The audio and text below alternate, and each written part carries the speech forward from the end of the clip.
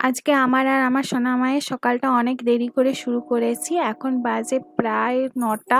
ওর ঘুম থেকে উঠেছে 8:30টার দিকে, আর আমিও ওর সঙ্গে এরকমই টাইমে ঘুম থেকে উঠেছি। তারপর ফ্রেশ হয়ে নিয়েছি একেবারে। আর এদিকে ব্রেকফাস্টে ছিল কলা, রুটি আর ডিম। ডিমটা সিদ্ধ হয়নি। আর আমার মেয়ের অন্নপ্রাশন কালকের, তাই তোমাদেরকে জানিয়ে দিচ্ছি। আর এদিকে হচ্ছে মা রান্না করছে, আর সেদিকে আমি ঘরটাকে ঝাঁট দিয়ে নিচ্ছি। আর এদিকে সকালবেলার অনেক জামা কাপড় ছিল, সেগুলো শুকিয়ে গেছে প্রায়, এখন তুলে নিয়ে ঘরে রাখবো।